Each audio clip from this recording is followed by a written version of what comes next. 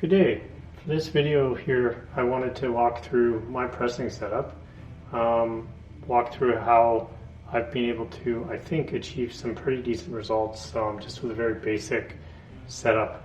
I've grabbed sort of a dollar book here, wanted to walk through the process that I use, and it's somewhat of a quick and dirty process. Just to explain that with a relative simple set of equipment, I think you can kind of start to achieve some pretty decent results. So let's get started. So this is the book I've chosen to demo for this. It's a bit of a dollar book, just grabbed randomly from the collection here, and as you can see, it's got some relatively significant waviness and a bit of a crease that runs through the front cover there. You can kind of see it in the glare, as well as there's a little bit of waviness on the upper right hand corner, right around the edge here. You can kind of see a little bit of non kind of color breaking waviness. Down at the bottom, a few more bends, and a little bit more of a crease in the bottom area as well. On the back, there is quite a significant bend in the corner that's color breaking. Won't be able to remove that, but there's some other relatively small kind of waviness patches that we can probably get out with the press. So thought this would be a good one to trial to see what we can get, see if we can get rid of some of these indentations, smaller creases and little patches of waviness. So let's see what we can do. Okay, so for this next step, what I'd like to do is I'd like to take a magazine-sized backer board and insert that in the centerfold of the book. It's fairly common practice, and basically what that does is it protects the staples from pushing through later on in the press. So I like to set that up, push it all the way as far as it'll go, and then to protect the front and the back cover, I insert these 80-pound sheets of paper, like so, and then likewise on the back side. And then for this type of book, just because sort of the heavy creases and wrinkling, I'll stick it in the humidity chamber here, and I'll probably leave it in there for 15 minutes. And I find this is quite, the time is quite dependent on what your source of humidity is. So in this case, I just have this very simple kind of desktop humidifier. I think it costs around $30 on Amazon. So that I will just sit in this chamber.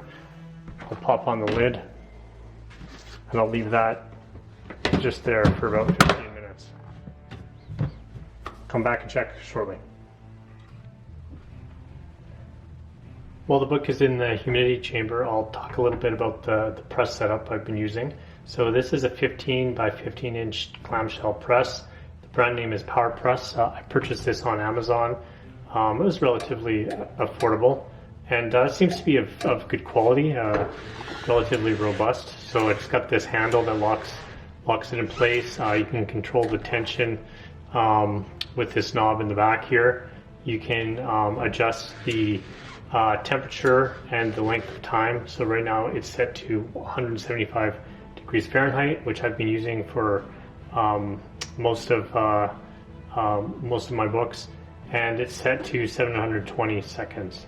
So what I typically do is I use one of the magazine backer boards, and I just put it on top of this sort of neoprene pad that came with the press, and then I will add one of these sheets of Teflon paper and just tuck it in here over the magazine backer board, and that'll essentially be the base that I put the book directly onto.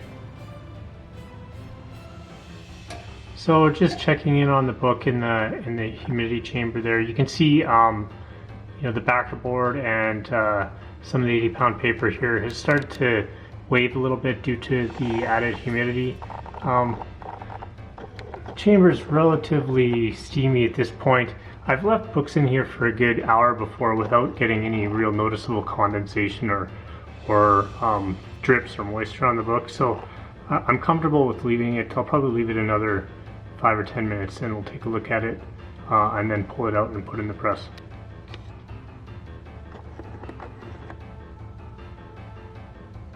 Okay, at this point the book's been in the humidity chamber for about 15 minutes, so I'm going to pull it out and take the lid off here.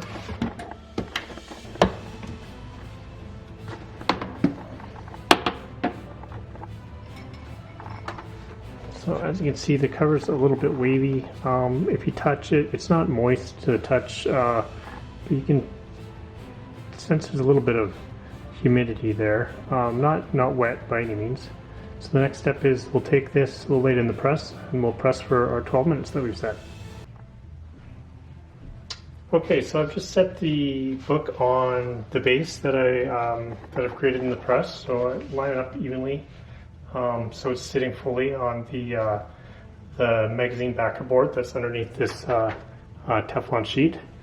Then I will take a second Teflon sheet, put it on the top, and finally I will grab one more magazine backer board, shiny side down.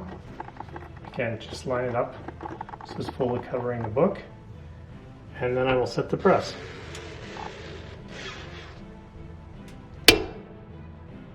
And after it's set, you can see the time will slowly start counting down. So we'll leave it in there until it reaches 0 seconds, roughly 12 minutes, and then I will unplug it, and then we'll let it cool down. Okay, at this point, the timer's almost up on the press. When it hits 0, it buzzes, but it doesn't actually turn itself off. So you have to listen for the audible buzz, and then what I typically do is just manually unplug it.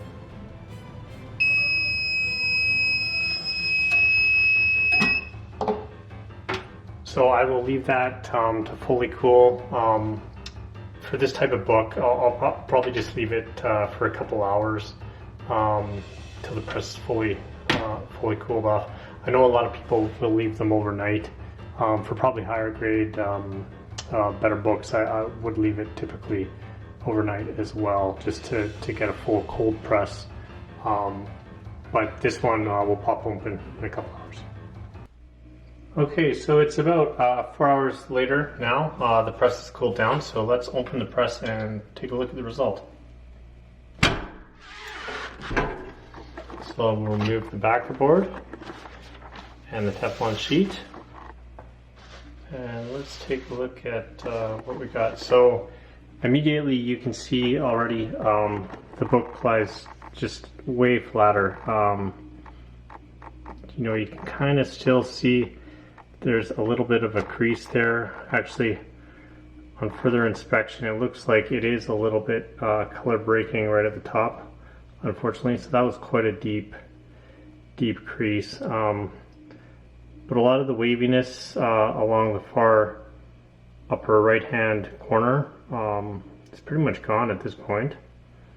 A lot flatter.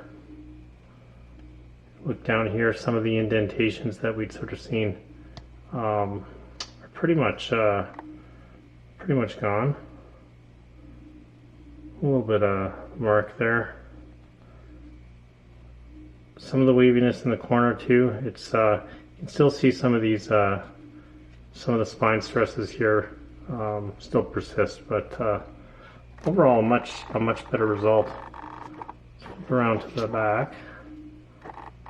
Yeah, of course the deep creases in the far corner are still going to be there, but a lot of the waviness on the top edge is gone. A little bit of a, some of the spine ticks are still there, but overall much better, flatter front and back cover. Thanks so much for watching the video. With this video, I just really wanted to illustrate with press and some simple materials. It's really possible to make a decent improvement in the presentation and the grade of some of these books. This course is a lower grade book to just kind of experiment on, but I think, you know, through experimentation, I hope to learn more and be able to work with other higher grade books and improve their appearance and grade as well.